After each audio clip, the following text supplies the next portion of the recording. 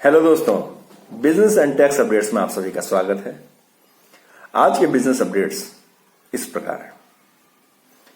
सबसे पहले हम बात करेंगे इनकम टैक्स में रेजिडेंशियल स्टेटस की।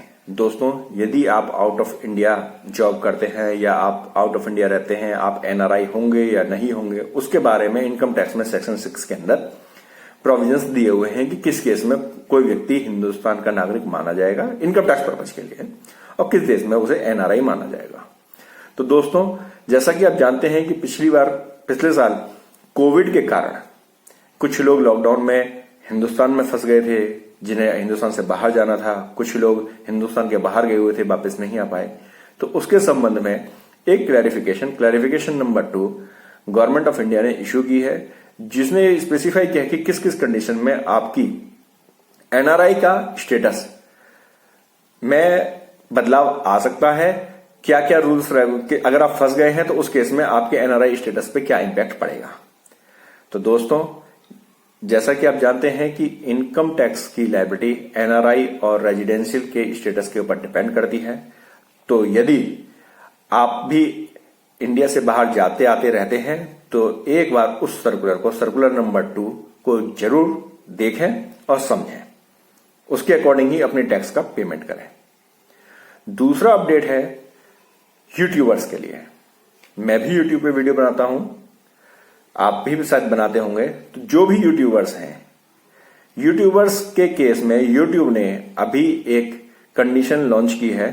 उसने कहा है कि जितने भी यूट्यूबर्स हैं जिन्हें यूट्यूब से पैसा मिलता है, अर्निंग मिलती है, उन्हें अपना पैन नंबर यूट्यूब के द्वारा सबमिट कराना होगा। जी हां दोस्तों, यूएसए के टैक्सेशन लॉ के अकॉर्डिंग अगर आपका पैन नंबर यूट्यूब के पास अपडेटेड नहीं है तो यूट्यूब आपको पेमेंट जो उसे देनी है उसमें वो 24% टीडीएस के तौर पे काट लेगा। ये यूएस टैक्सेशन लॉ के कारण हो रहा है। तो यदि आप यूट्यूबर है और आपको यूट्यूब से कोई इनकम मिलती है तो आप अपना पैन नंबर और अदर इंफॉर्मेशंस अभी इमीडिएटली अपडेट कर दें।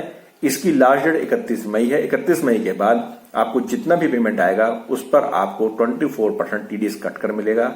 और यदि आपने अपना पैन नंबर अपडेट कर दिया तो सिर्फ और सिर्फ 6% आपका टीडीएस कटेगा। दोस्तों, तीसरा अपडेट है कि जब भी आप जीएसटी की वेबसाइट पे जाते हैं, आप लॉग इन करते हैं तो इमीडिएट वो पूछता है कि आपके बिजनेस का नेचर क्या है।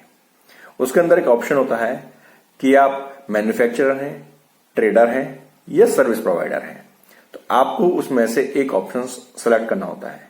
यदि आप एक से ज्यादा तरह के सर्विस देते हैं या सप्लाई करते हैं, सपोज आप ट्रेडर भी हैं और सर्विस भी प्रोवाइड करते हैं, तो उस केस में आप किस ऑप्शन को चुनेंगे। तो दोस्तों, इस बात का आप ध्यान रखिए कि जिस बिजनेस से, जिस एक्टिविटी से आपको सबसे ज्यादा रेवेन्यू जनरेट होता है, आप उसे अपना नेचर ऑफ बिजनेस सेलेक्ट करेंगे, कोर बिजनेस आप उसको मानेंगे।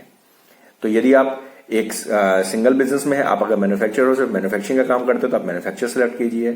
लेकिन यदि आप सपोज मैन्युफैक्चरर भी हो और सर्विस प्रोवाइडर भी हो तो उस केस में जिस बिजनेस से आपको ज्यादा पैसा आता है, ज्यादा रेवेन्यू जनरेट होता है, आप उसको अपनी कोर बिजनेस एक्टिविटी के अंदर अपडेट कर दीजिए।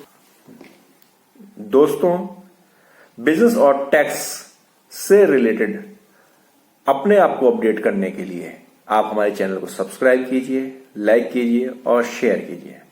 धन्यवाद।